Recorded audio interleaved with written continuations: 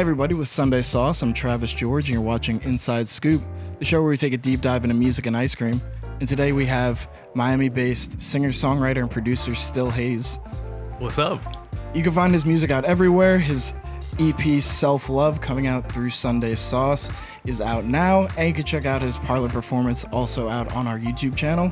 Still Haze, welcome to the show, man. Thank you. All right, Glad to be here. What are we working with today? What we got going on? We were working with hibiscus and soursop. Some crazy combo. Crazy combo. All right, you ready? Pretty much the best double scoop of ice cream that I've ever had. I'm gonna be real. Shout out to Island Pops. Island Pops. Hosting us for the second time. You ready to get into this? Yeah, I'm ready. As ready as I'll ever be. This is it. All right, so I love taking it back to where kind of the origin story started. Oh, boy. All of us have had side hustles. I think I bring this up with every person that we've had on. And we've all worked somewhere. And I know that you used to drive for Uber. Did you ever have any rough ride experiences with just someone that pulled up and was just completely frustrating to deal with? Dude, weirdly enough, this is crazy, but I feel like everyone thinks that there's gonna be a crazy Uber story, and I drove in a couple different cities for a couple different years, and the craziest thing I had happen to me was probably in Boston. So Uber Pool, it's a flat rate, right? So that's good background information to know here. So I picked up a couple people for a pool, and we're going around this part of downtown Boston that's just this roundabout, and a really big one, and the next person in the pool has to get picked up on the other side of the roundabout, right? It's fine, it happens. People just come in randomly on the pool, and this lady that was already in the car was just she was visibly frustrated, she was just fucking looked like she was hyperventilating or something. And at some point, this took forever to get to the second guy. At some point, she just walked out. She just walked out of the car. And I was like, well, she's like, I'm just going to walk. I was like, all right, it's a flat rate, so enjoy. She was not having That's literally it. as crazy as it's been. Everyone else has been just awesome experiences. I don't know, people that I've really connected with and stuff. I've gotten invited to parties before that I ended up going to. That was my next question. Were you a talker? Were you one of the talking drivers, or were you you like to give people a space, and if you're spoken to, you'll speak back? I'm a choose your own adventure driver. You know what I mean? It depends. I'm gonna read you.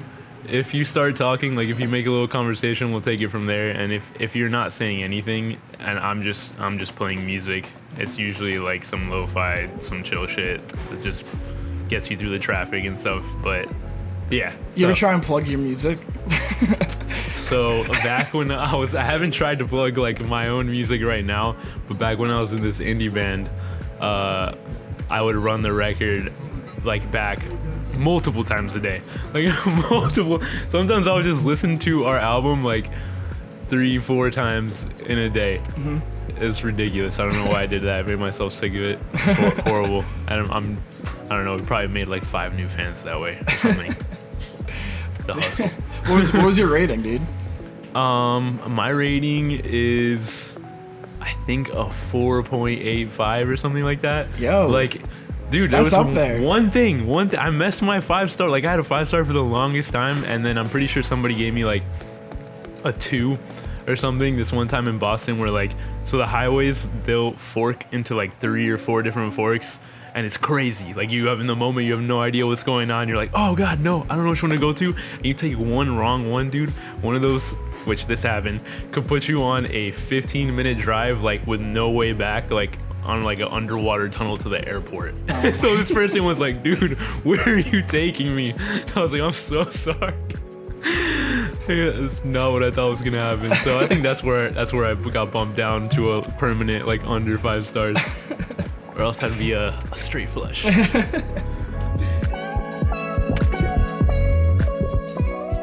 So also, speaking of Boston, I know that you used to run a little event series with Akamu. As someone who has their own event series, do you have any stories of whether they be for better or for worse that kind of stand out from having to have your own shows? Well, my event series was not in a real venue, and it was technically all illegal. So there's a lot of good stories. What was illegal about it? So where did you guys like hold them? So there's this spot in Boston called Alston, which is like super college town, like really gritty, like huge, just it's like partying all weekend. Every house looks like a party house, like they're all dirty and stuff. And basically for a time, like for a good 10-year period of time, like people were hosting venues out of their basement. Like when we moved into our house, like we ended up moving into this house by coincidence that was like some iconic like venue house already from 10 years past. And so like we moved in and there was a stage built in the basement already, like a wooden stage. Like we were like, okay, people were definitely like throwing shows down here. Yeah. We're like, we're gonna do exactly the same thing. And so we did it. We called it the Vault. And we had sometimes like, man, the craziest thing was probably Halloween. We had like 150 people in there, and it's not like, it's like a decent sized space, but not like 150 people big. Was that packed. It was packed. And like, so there was times, this might have even been that time where we got the cops called on us probably at like 2 or 3 in the morning, and there was one time where I just left. I'm not gonna lie to you guys. I just fled my house. Like, I was like, I don't live here. Still Haze fleeing the scene, dude. Yeah. Sorry, like, we left my roommates to fend for themselves. I was like, someone's gonna deal with this, and it's not gonna be me. I'm an escapist, so I won't lie.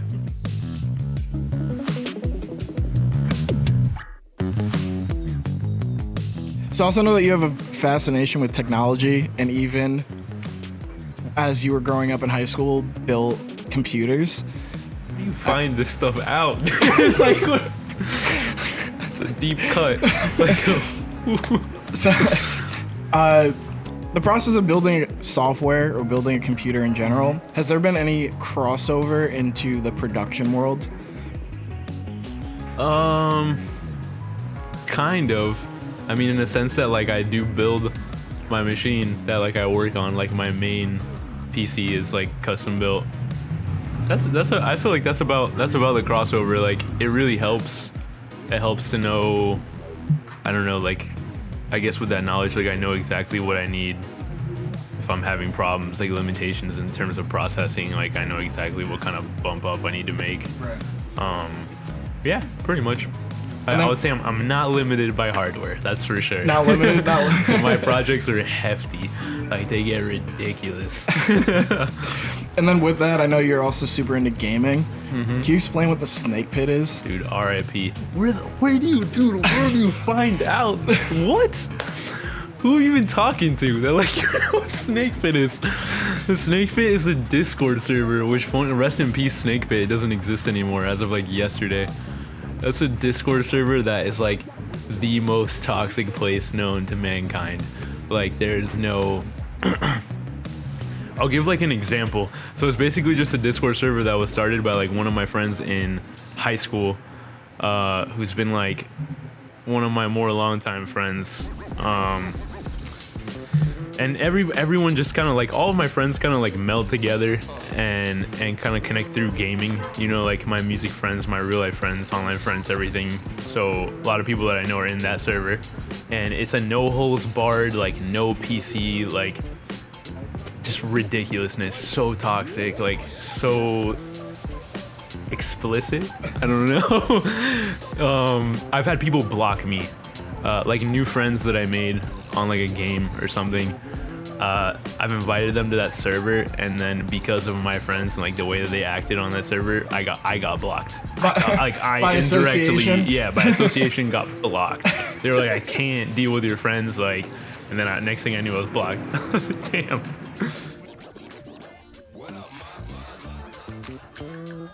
So I understand you're originally from Ecuador, and you grew up there. You moved here at a young age, but go there pretty frequently, there like back and forth. Do you think that there's any dish in Ecuador that, if you brought it to the States, would do like very well? Any what? Any like dish, food? like any food, yeah. Oh yeah, dude, Ecuadorian ceviche. That's it. Like that's it. What is it? Ooh, I don't even know what that is. Do you know what ceviche is? Not really. hard I to feel like there's gonna explain. be someone out there watching this, like, yo, how do you not know what this is? 100%. They're gonna like Ecuadorian ceviche. Like, I wouldn't expect everybody to know what that particular ceviche is, but like that food, yeah, it's Peruvians are pretty huge on it, and so that's like the main, like when people think ceviche, they think Peruvian ceviche, and it's completely different. Like for them, it's laid out on like a plate, and it's very almost like salad like for us it's almost like a soup, so it'd be in a bowl instead. And like it's seafood, like it's diced up fish and shrimp and stuff like that, crab, whatever, and it's basically cooked like in the juice. Like it's not cooked like through heat, like it's cooked through just like straight up sitting in like intense like lime juice, and onions and stuff. It's crazy, man. Like it's so good. When you moved here, you moved a bunch of times. Like you lived in Iowa, you lived in Nashville, you live in Boston, So many currently in places. Miami. Should move up to Brooklyn at some point and stay here I forever. would do dirty things to live here. Like You fit in here very well, but that's another I would conversation. kill a man to live here. But that's another conversation, though. Well, we can sort of a little campaign to get you to move here for sure. But It's crazy thoughts going through my head right now. with that though, like All I'm how did saying. you find a way to connect with people and like kind of use the internet for not only to like cultivate like, you know, relationships, but also how that's kind of helped with being able to connect with people for music? It's crazy, man. It's all come from that. Like I don't want to say like I'm not super introverted, but I'm like extroverted online, basically. Like I'm super down to make new connections online all the time and network there. I just really don't like get out as much, so I don't find myself in that situation as much. But wow, online it's just like no limits. You know what I mean? Like I've made super meaningful connections with people from all over the world, and like now, for example, I can't use my wrist anymore, like barely at all right now. I have to like take a complete rest, and I can't like be producing or anything like that. And so, but like through these past couple of years, I've like built this network of just all these producer friends over the internet, Right. and I don't have to worry about that. Yeah, you know what I yeah. mean? Like that's like a huge plus. Yeah, man. It was worth it. It was super worth it. Hopefully you're able to travel too and like see all these people way That more in too. person. Yeah, so, yeah. I've met most of those people, you know what I mean, through either them coming to where I live or me going to where they live. You know, it's awesome. Yeah, it's a good experience. Like you have somewhere to stay all around the world, basically, if you ever want to Oh, yeah. visit some other city. Hell yeah. We take it for granted, honestly. Yeah, man. It's beautiful. It's a beautiful thing, man. The internet.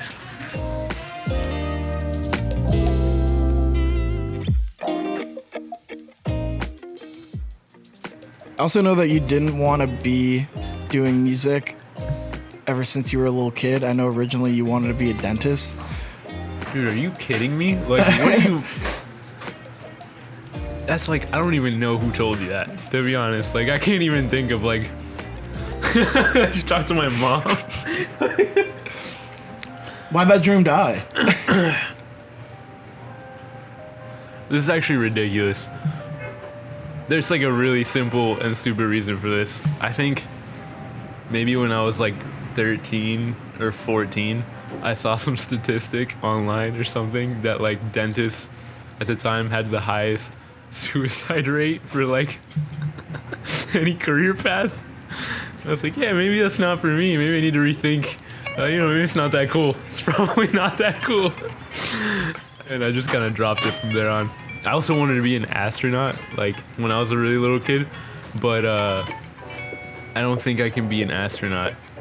My lungs are not built for it. The doctor's like, you can't do that, man. So, dream dead. It's whatever. We're doing music now. We're nearing the end of the interview, so I have one last thing for you. Tell people what you got going on. I got too much going on. So much going on. But we got one really big important thing going on right now. We just had a single slowly drop off the Self-Love EP. And the whole EP is going to drop October 18th through Sundae Sauuce. It is most likely my last self-produced project for a very long time, if not indefinitely, to be honest. Like, it's kind of sad, but kind of special at the same time, I guess. You know what I mean? It's gonna have that like really personal touch to it, and Nice. that's kind of the whole concept behind it. You know what I mean? It's just a transformative, very self thing. Word. I'm super excited about it. Go listen. Yeah. Thanks for being here, man. Thank you. Thanks for having me, dude. Thanks for everything you've done. Thanks, man. Yeah.